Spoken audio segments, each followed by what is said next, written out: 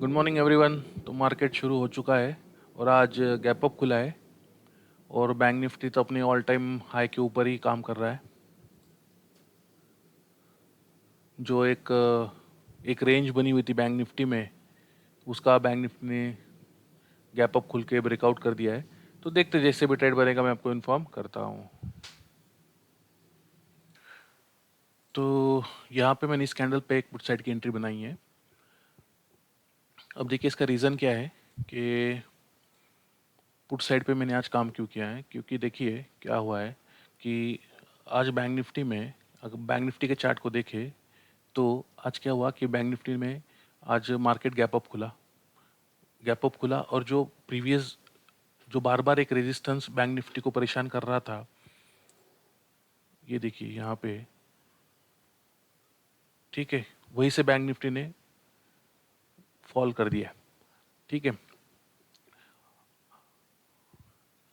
तो ऊपर direct seller के एसएल तो अवेलेबल नहीं है, तो नीचे बचे बायर्स।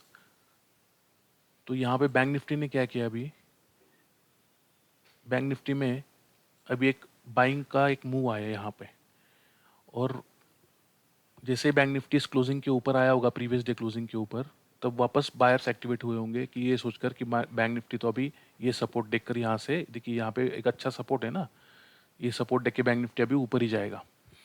तो बायर्स एक्टिवेट होंगे, सेलर ज़्यादा एक्टिवेट होंगे नहीं डर के मारे।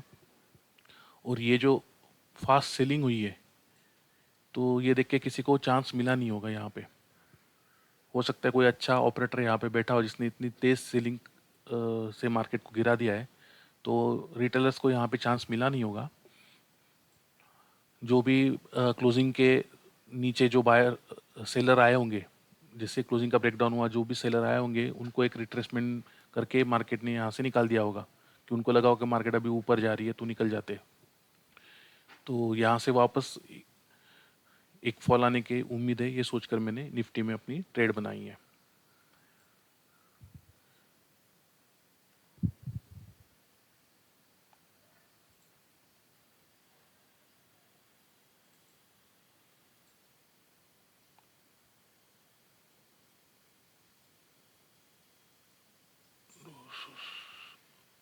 कितनी पे बनी?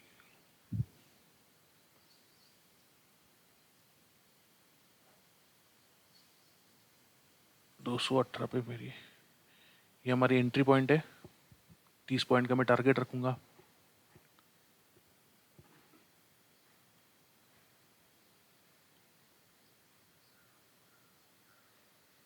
ये मेरा टारगेट होगा, 30 पॉइंट का मैं सेल दूंगा।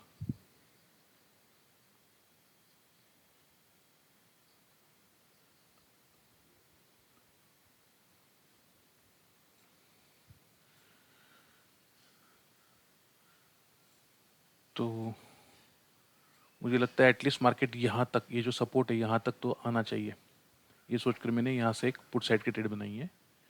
तो देखते हैं, तो बैंक निफ्टी भी इस सपोर्ट तक आना चाहिए, फिर यहाँ से वो कहाँ जाए इससे हमें कोई मतलब नहीं, लेकिन मेरा टारगेट है कि बैंक निफ्टी यहाँ तक आना चाहिए और निफ्टी यहाँ तक आना चाहिए, तब तक अपना टारगेट कंप्लीट हो जाएगा। तो देखते हैं, जैसे भी होगा मैं आपको इन्फॉर्म करता हूँ। हम अभी टारगेट के पास ही चल रहे हैं, वैसे कुछ ही पॉइंट दूर है।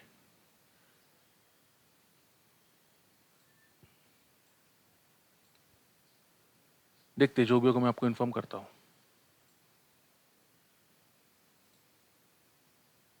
तो देखिए, जहाँ पे हमने एंट्री की थी उसके आसपास ही मार्केट चल रहा है, लेकिन प्रीमियम में हमें सिर्फ 4 पॉइंट से अपना टारगेट दूर रह गया था, और अभी एक लॉस में हम चल रहे हैं। ऑप्शन बाइंग की ये एक प्रॉब्लम है कि डीके बहुत जल्दी होता है कभी कभी किसी डायरेक्शन में। अब निफ्टी और बैंक निफ्टी वापस ऊपर जाने की कोशिश कर रहा है, निफ्टी अपने आप को होल्ड कर रहा है। तो देखते हैं, सिर्फ 4 पॉइंट से टारगेट अपना रह गया था, तो हमें और इंतज़ार करना पड़ेगा। तो ऐसा होता है,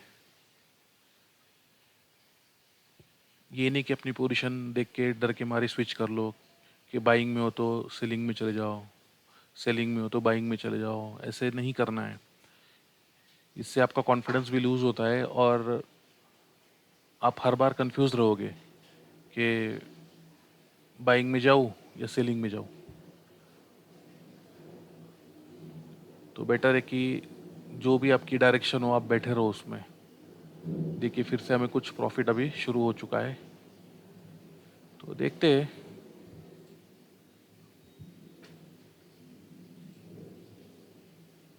अभी तो दिल्ली काफ़ी दूर है।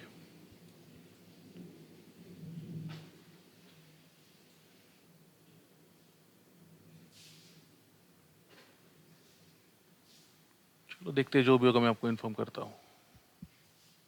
तो यहाँ पे देखिए अभी सिर्फ 3 पॉइंट से टारगेट अपना रह गया है।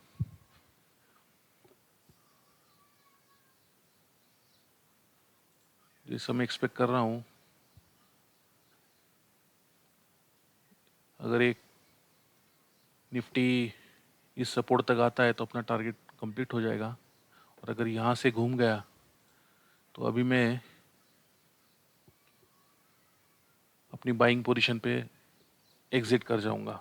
उसकी वजह यह है कि देखिए 2 बार टारगेट के पास आकर जब आप जिस दिन लॉस बुक कर लेते हो, समझो मैंने अपने एसएल तक में रुका रहा और एसएल फिर आज अगर मैंने एसएल बुक कर दिया प्रॉफिट की जगह, ठीक है, तो मुझे बहुत रिग्रेट होगा और इसका इफेक्ट मुझे अगले ट्रेडिंग सेशन में पड़ेगा। मैं डर के मारे ट्रेड नहीं कर पाऊंगा और मुझे इतना रिग्रेट होगा कि मैं टारगेट के पास था, थोड़ा सा ही 2-3 पॉइंट ही कम था तो मैंने टारगेट क्यों नहीं बुक किया।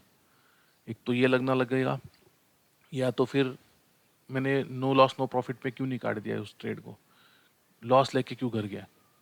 तो नेक्स्ट ट्रेडिंग सेशन में मैं ज़्यादा डरा हुआ रहूँगा और मैं अपने अच्छे से डिसीजन नहीं ले पाऊँगा। तो ये सब मैं पहले कर चुका हूँ, तो इसलिए मैंने डिसीजन किया है कि जब मैं एक बार अपना टारगेट बहुत पास से देख लूँगा, उसके बाद अगर मैं टारगेट अपना मैं अगर प्रॉफिट बुक नहीं कर पाया और वहाँ से मार्केट घूम गई, तो उसके बाद मैं एसएल दे के नहीं जाऊँगा। फिर बाइंग प्राइस के आसपास में इसको काट के ये समझूंगा कि मैंने आज ट्रेड लिया ही नहीं। देखिए अपने मन को समझाना बहुत ज़रूरी है, वरना